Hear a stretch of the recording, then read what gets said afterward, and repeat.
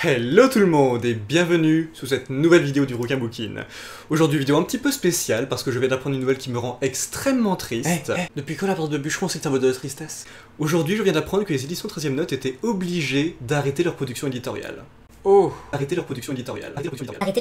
Oh. Alors présenté comme ça, je pense que peu d'entre vous comprendront l'intensité de ma tristesse. Aussi, laissez-moi vous expliquer. 13e Note est une jeune maison d'édition, elle vient à peine de fêter ses 5 ans, et elle compte à peu de choses près 75 titres dans son catalogue. Et il est tout à fait possible que certains d'entre vous, je ne l'exclus pas, n'aient jamais entendu parler de cette maison d'édition auparavant. Les textes qu'il publie sont des textes de révoltés, de paumés, de marginaux. Pour vous mettre sur la bonne voie, et si vous connaissez, pensez donc Charles Bukowski, pensez John Fante, ou pour les initiés, pensez Dan Fante, le fils, qui est également le parrain de 13e Note. D'ailleurs, si vous ne les connaissez pas, essayez seulement un livre de ces auteurs, et vous changerez complètement d'avis sur la littérature, vous verrez. Et c'est ce point qui est important. Les éditions 13e Note, c'est de la littérature. Mais pas n'importe laquelle, c'est la littérature qui ose. Elle ose remuer les tripes de ses lecteurs, elle ose rappeler combien la littérature est proche de nos vies, aussi bordélique soit-elle. Si bien que dans leurs textes, j'ai pu découvrir des hommes et des femmes qui m'étaient complètement étrangers jusque-là, des êtres humains pour qui je n'avais jamais eu que des préjugés, des a priori, et dont au final, ma méconnaissance était totale. Alors par exemple, j'ai pu comprendre la pensée d'un drogué, j'ai pu ressentir son besoin d'une dose, même si ça voulait dire détruire absolument tout ce qu'il avait jamais aimé, j'ai pu, à des kilomètres de tout politiquement correct, dans le bien nommé Pas de saison pour l'enfer, ressentir l'euphorie d'un soldat quand il tue son ennemi, ressentir sa joie dans la violence la plus inavouable, et surtout, j'ai enfin pu saisir la complexité et l'humanité qui habitent les soldats et les vétérans. Et ça, c'est toute une dimension de la vie d'un soldat qui n'a jamais été retranscrite au cinéma. C'est même le genre de sentiment que je doute de voir un jour correctement rendu par l'image. J'ai également pu découvrir les histoires vraies d'hommes et de femmes en Chine, des histoires très loin de la propagande qu'on arrive encore à nous servir, des histoires qui, par comparaison, feraient presque passer le massacre de Tiananmen pour une petite manifestation pacifiste. Des histoires terrifiantes que vous n'êtes pas prêt de voir au cinéma, vu la part de marché que représente la Chine, ça c'est sûr. Et enfin, dernièrement, j'ai pu déceler dans les corridas une véritable union entre le taureau et le matador. J'y ai vu une forme de spiritualité, un art de vivre, un art tout court. Ça a complètement bouleversé ma vision des choses, parce que je n'y vois plus seulement une mise à mort barbare, orchestrée par des machos qui veulent seulement prouver leur virilité au plus grand nombre. Et c'est véritablement ça que propose l'édition 13e Note.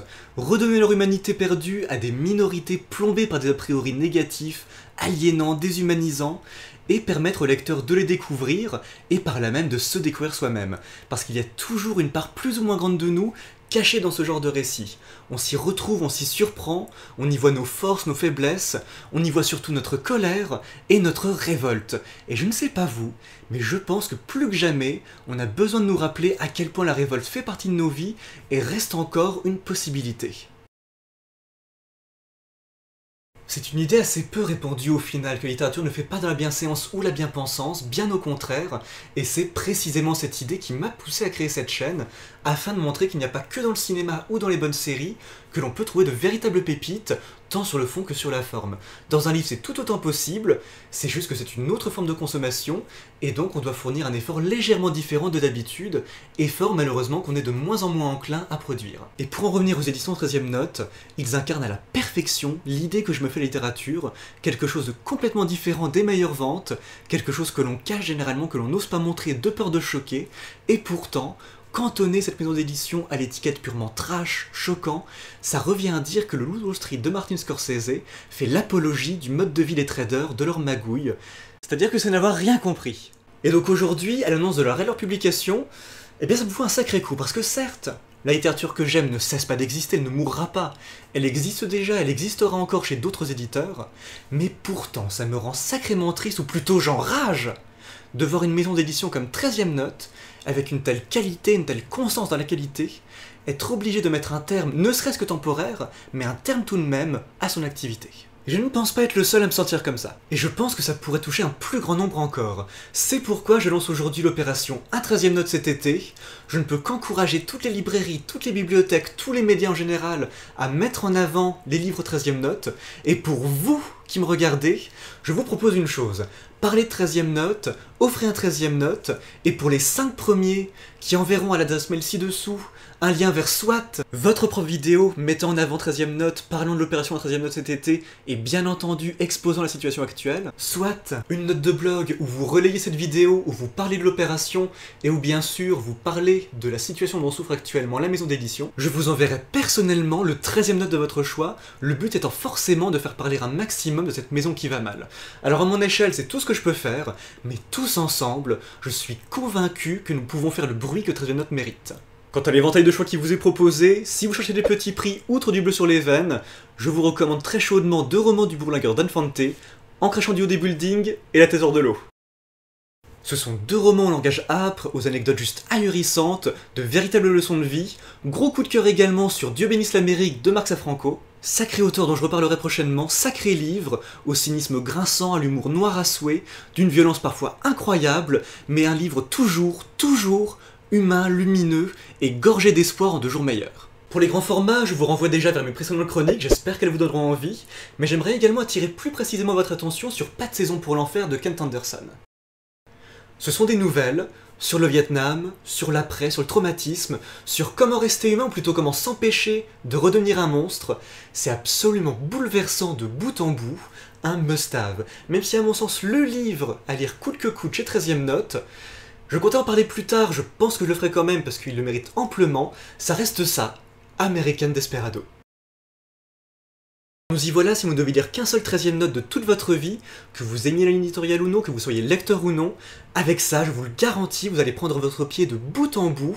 Ça d'ailleurs, c'est tellement bancable comme matériau de base que les studios hollywoodiens projettent d'en faire un film avec Mark Wahlberg dans le rôle titre, donc vous pouvez être certain que je suis très loin d'être le dernier à vous en parler.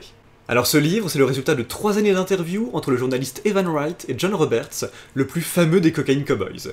Les Cocaine Cowboys, c'est le nom donné après coup à une organisation criminelle des années 80 qui a très largement contribué à faire de Miami une capitale du crime et de la drogue. Et John Roberts, eh bien c'est l'homme à l'origine, en une dizaine d'années à peu près, de l'importation de tonnes et de tonnes de coke aux États-Unis. Il était le fils d'un mafieux new-yorkais, et le livre donne à vivre son parcours criminel, des boîtes de nuit de New York jusqu'aux plages de Miami. Ça se lit comme un roman noir, c'est une vive critique des États-Unis qui ont clairement eu un rôle à jouer dans la construction de l'homme, mais également son empire criminel. C'est une pure enquête journalistique avec un travail épatant, et c'est un petit bijou d'humour noir. Pour s'en convaincre, il suffit d'écouter John Roberts nous parler de l'euphorie qu'il ressentait chaque fois qu'il renversait quelqu'un en voiture, ou tout simplement de la fois où son garde du corps, un ancien catcheur dopé aux stéroïdes pour chevaux, lançait un type en l'air pour essayer de voir s'il pouvait le faire rebondir sur le trottoir.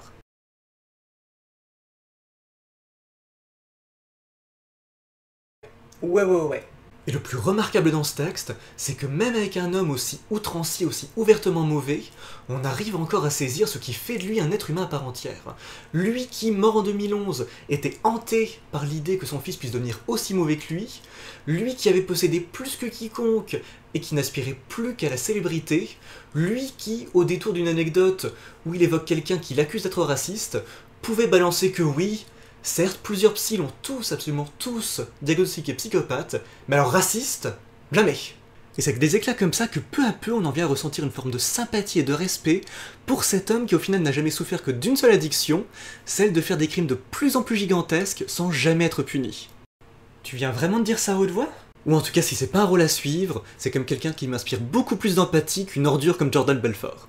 Franchement, ce livre, c'est le Loup de Wall Street, c'est les Affranchis, c'est le Scarface de De Palma, c'est Le Parrain, c'est tout ça et c'est bien plus encore, et c'est donc surtout un titre de choix pour notre opération, un 13e note cet été. Pour finir, merci à vous qui avez regardé la vidéo jusqu'au bout. Si elle vous a plu, n'hésitez pas à me laisser un like. Si jamais vous êtes séduit par l'opération un 13e note cet été, je compte sur vous pour faire passer le mot autour de vous. Merci bien sûr du fond du cœur aux éditions 13e note, à toute l'équipe pour tout le travail abattu en 5 ans, plus particulièrement à Adeline. Vous avez été mon interlocutrice privilégiée ces derniers mois. Merci infiniment pour votre professionnalisme, votre dynamisme, votre passion. Si jamais ça doit être effectivement la fin, j'espère que ça se fera dans un dernier baroud d'honneur, et je ne peux qu'espérer vous voir un jour renaître de vos cendres, d'une manière ou d'une autre. Moi en tout cas, je n'ai clairement pas fini de chroniquer 13e note, parce que j'ai encore beaucoup de livres en réserve.